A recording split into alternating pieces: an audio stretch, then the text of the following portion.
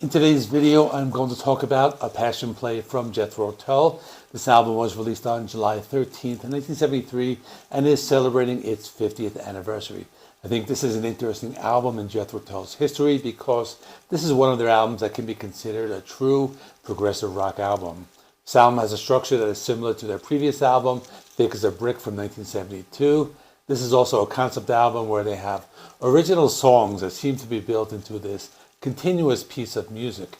The album has a concept. It's about a man named Ronnie Pilgrim who recently died and is in the afterlife.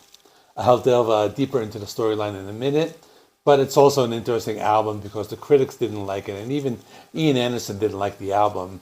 But it was a very successful album, and years later, I've always seen it ranked very high in album rankings, so let's talk about it a little bit more.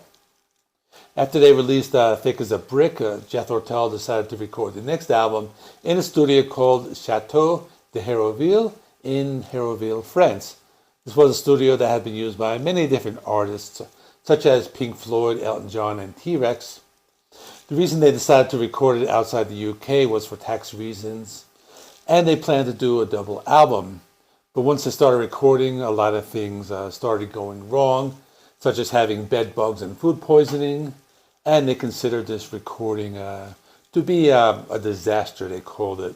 But then after that, they considered moving the production to Switzerland. But then later, they decided to return to the UK. I also found it interesting that two of the tracks from these original sessions in France were later included in their 1974 album, War Child. So now the band is back in the UK, and they decided to go to Morgan Studios. This was the same studio where they recorded their last four albums, and it just felt it was a better choice and it was more comfortable being there in general. So while they're in that studio, Ian Anderson wrote most of the music, but the other band members made some contributions. The album, A Passion Play, like I was saying before, is one of their progressive rock albums. They use a variety of instruments. There are a lot of time signature changes. The lyrics are complex, and basically everything was complex. And what's also interesting is that Ian Anderson played the soprano saxophone in some of the songs as opposed to his flute playing. Ian Anderson also mentioned that he didn't like playing this instrument. It just wasn't very comfortable for him. This is an album that took its title from the Passion Plays, which depicts the passion of Jesus Christ. At first it appears to be a Christian type of story in terms of the afterlife, but as the album goes on, it rejects a lot of Christian ideas. The album is a play and the story is complicated, and a lot of it can be open to interpretation. As for the plot, it's about a man called Ronnie Pilgrim. He dies and attends his own funeral as a ghost. Then he's visited by an angel, and he's taken to this purgatory type of place where he goes before a jury and his life is evaluated. But they consider him to be a good person, so they let him into heaven. Then the album breaks up with a story about a rabbit looking for his eyeglasses. I always thought that kind of broke up the album and seemed out of place, but it's still there. I'll delve deeper into that later on.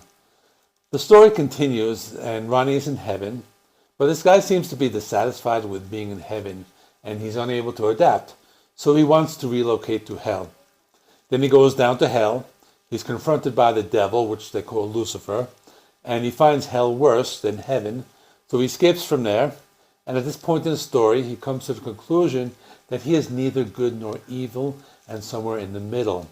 He ends up on this beach with a lot of other people and animals, and it seems like he will stay there forever. This is some type of like purgatory type of place.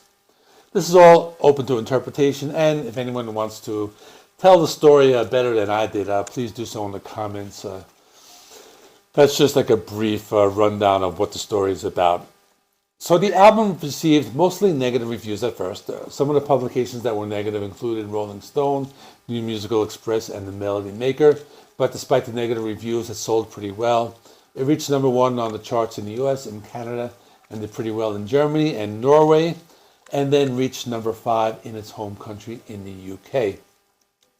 The album was released in 1973. The first CD pressing came out in 1988, and it did a 40th anniversary box set in 2014, which included the Chateau de Hérouville sessions and a Stephen Wilson remix, as well as many other extras. I haven't heard anything about a 50th anniversary edition of it, but if anyone knows, please let us know in the comments section. Okay, I'm going to basically run through the album, the play, and all its acts. So it starts with a Passion Play Part 1, Act 1, Ronnie Pilgrim's Funeral, A Winter's Morning in the Cemetery. The first section is called Life Beats. It's an instrumental. It has the sound of a heartbeat and other sound effects. Then it goes into this melody, which is kind of upbeat. That goes into the next part called Prelude, another instrumental. Kind of seems like it's an intro to an old play. It sounds a little like traditional Jethro Tull at times. It's all instrumental, and that goes into the next section called The Silver Chord, which is the first song with vocals. It has Ian Anderson singing a cappella at first. Then they play some acoustic guitars. The song is about the main character singing about his own death. The song features acoustic guitars and pianos and keyboards with different time signature changes. It even includes a saxophone solo. The song tells the first part of the story and is the only song from Act 1 with vocals, which goes into the fourth part called Reassuring Tune, another instrumental that closes Act 1. The sound is very complex with a lot of different instruments used. There are a few softer parts with acoustic guitars, but it is a song that changes a lot. And now we're going into Act 2. Act 2 is called The Memory Bank, a small but comfortable theater with a cinema screen, parentheses, the next morning. So this starts with the first song called Memory Bank. It sounds more like a traditional Jethro Tull song, similar in sound to some of the songs from Thick as a Brick. It's more complex, and Ian Anderson uses different vocal styles. This is part of the play where the main character is in a viewing room and is going over or watching scenes from his life. This is one of the most memorable songs from the album. It's a progressive rock song with a complex composition. This goes into the second section called Best Friends. The song feels like a continuation of Memory Bank, but I feel that this song is more of a traditional sound. It has a catchy melody and somewhat of a hard rock feel with Martin Barr playing some traditional rock riffs. The song also goes in different directions with some jazzy sounds and saxophone playing. We then go to Critique Oblique. This continues the story and one of my favorites on the album. I think it's one of those songs that works outside of the context of the album. There are different voices used during the song, and that gives it a very theatrical feel. The song goes through many different changes with acoustic guitars and keyboards. Then we go to the fourth section called Forest Dance Number 1. This is a short song where Ian Anderson sings like a few lines in the intro, but then the rest of the song is all instrumental. It's kind of a trippy and spacey type of song with acoustic guitars and some futuristic sounds. This is the track that ends Act 2 and it moves into the interlude.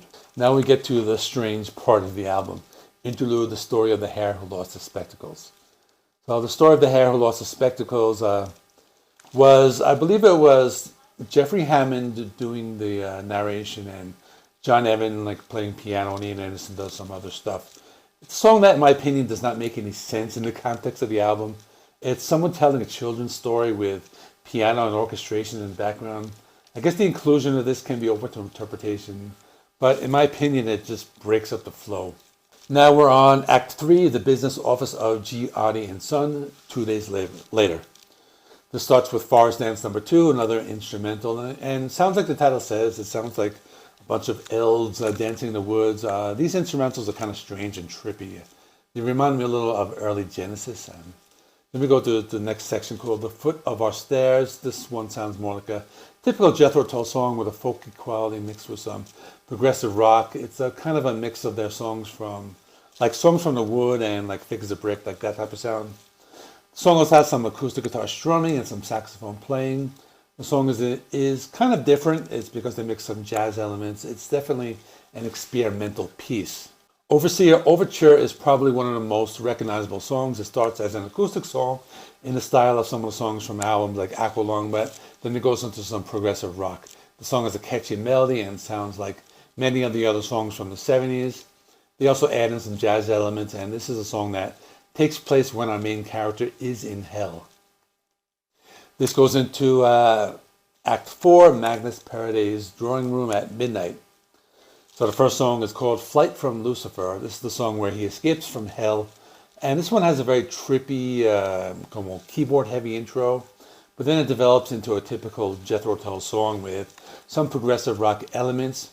They add in some of that jazzy saxophone like we heard on the other songs. This goes to 1008 to Paddington, an instrumental. It's about like 1 minute long with some acoustic guitar playing and a soft rock sound. Kind of serves as a transition to the next song, which is Magnus Parade. Starts with Martin Barre playing some like rock guitar riffs, and I thought this was a cool song with an interesting drum beat. It has a folk rock quality to it and sounds like some of their earlier work. This is the part of the story where he seems to be in some sort of purgatory, which is the beach. He's waiting along the shore with some other animals. We hear some of those like hard rock guitar riffs, and then the song ends. And it goes to the final song, which is called Epilogue, the last 45 seconds, where he just basically sings one line. He says, "There was a rush along the Fulham Road into the ever passion play." And that's basically how this album ends. Overall, this is one of those albums that is not easily digestible upon first listen. I think that was the reason the critics hated it at first. It was an album that you have to listen to many times before you can get into it. I recently did a ranking video and I have this fairly high. You can see where I place it in this video. I'm going to put that one right here. Please remember to like this video. It helps me with the algorithm. Please subscribe if you haven't already, and I will see you in the next one.